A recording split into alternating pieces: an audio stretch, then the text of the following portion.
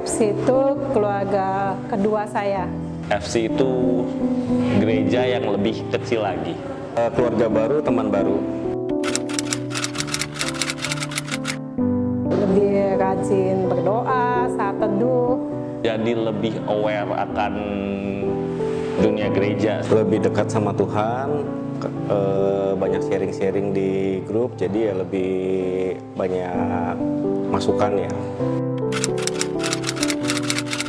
Ada lebih ngerasa bahwa saya ada peran yang bisa saya maksimalkan terutama untuk pelayanan sama Tuhan.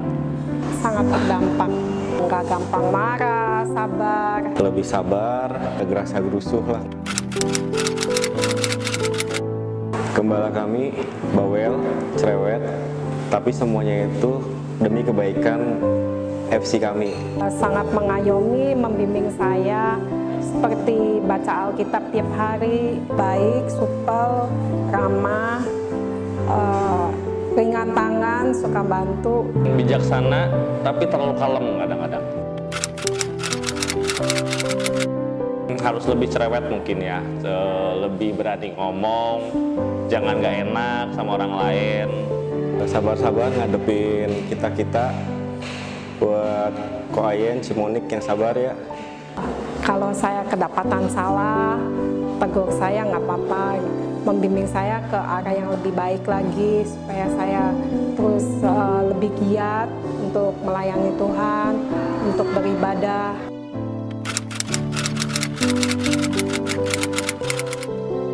Saya merasa kurang maksimal dalam 1 tahun ini karena kadang saya suka lupa menanyakan keadaan setiap anggota FC-nya.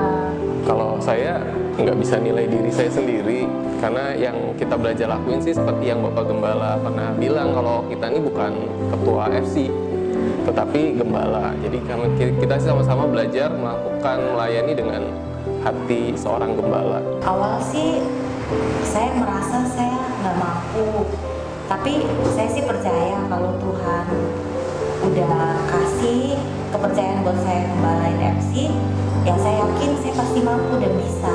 Kita ngikutin project Tuhan aja lah. Apa yang Tuhan kehendaki dalam hidup kita ya kita jalani saja.